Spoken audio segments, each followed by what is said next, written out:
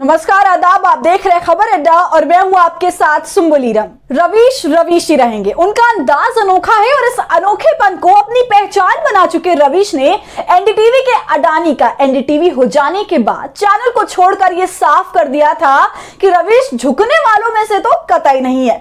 रवीश कुमार को भले टीवी से हटा देने की सालों से की जा रही कोशिश में एनडीटीवी से उनका त्याग पत्र नफरती चिंटुओं और सत्ता में बैठे बुजदिलों के लिए एक जीत हो, लेकिन रवीश की लोकप्रियता और लोगों के बीच उनकी पैठ देख अब भी उन नफरतियों के सिर पर बल पड़ रहे हैं। और ये बात रवीश ने इशारों में ही अपने एक हालिया इंटरव्यू में कही है।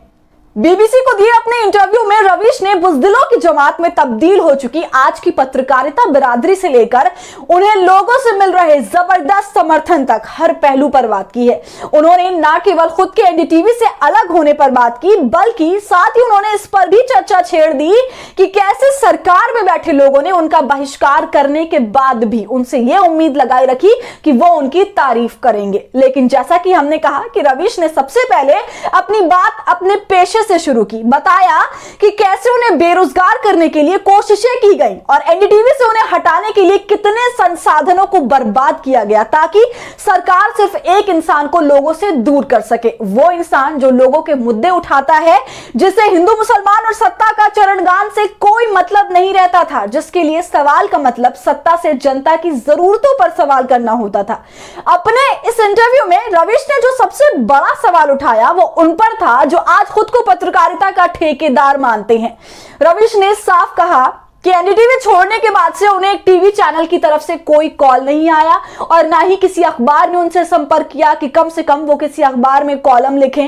रवीश ने अपनी बेरोजगारी का जिक्र करते हुए कहा कि मुझे एक भी मीडिया चैनल या अखबार से कॉल नहीं आने से यह साफ बताता है कि मीडिया में जितने भी धन्ना सेठ बैठे हैं उनकी जेब में पैसे तो बहुत है, लेकिन उनके जिगर में हिम्मत नहीं है। हालांकि आपको हमें ये बताने की जरूरत नहीं है कि इस देश की मीडिया सत्ता के सामने कितनी मजबूत रह गई है, उसकी रीढ़ कितनी सीधी है और वो सत्ता के इशारों को फरमानों की तरह कितनी गंभीरता से लेती है। लेकिन रवीश की एक बात गौर करने वाली जरूर है कि क्या इस देश में कोई एक भी ऐसी संस्थान पत्रकारिता के नाम पर नहीं बची हुई है जो ये जोखिम उठाने की हिम्मत दिखा सके और रवीश जैसे पत्रकारों को अपना मंच दे सके। हमें और रवीश दोनों को पता है कि सवाल का जवाब ना में ही है, लेकिन रवीश ने आगे इसका जिक्र भी किया कि कैसे भले ही पत्रकारिता जगत से ही उन्हें बाहर करने की कोशिश की गई है, मगर लोगों का प्यार रवीश को इस पेशे में बनाए रखेगा।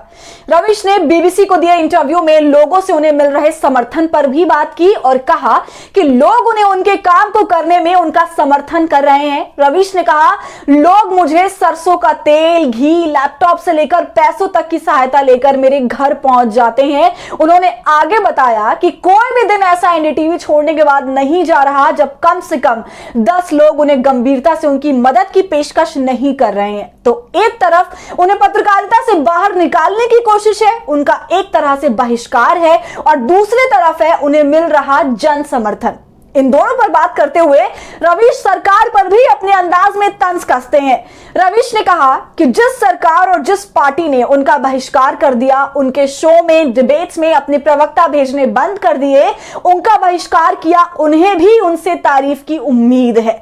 मतलब जब तक रवीश टीवी पर थे, बीजेपी सरकार उनसे तारीफ सुनने के लिए तरसती रही। इसके बावजूद कि बीजेपी ने रवीश के कार्यक्रमों का फुल बॉयकॉट कर रखा था। रवीश ने कहा कि ये लोग इतने कातर हो चुके हैं कि एक रवीश के मुंह से अपनी तारीफ सुनने के लिए बेचैन है। इसी बात पर रवीश अपने अंदाज में कहते हैं कि जब ऐसा हो जाए कि शहर में ऐसा कातिल आ जाए तो लोग अपनी हत्या पर गीत गाने लगे कि मेरा भी कत्ल किया जा रहा है, शहर में ऐसा कातिल आया है। तो पत्रकारिता का कब का किया जा चुका था। अब तो अरसा बीत चुका है कि लोग पत्रकारिता से कोई उम्मीद लगाए रखे हो।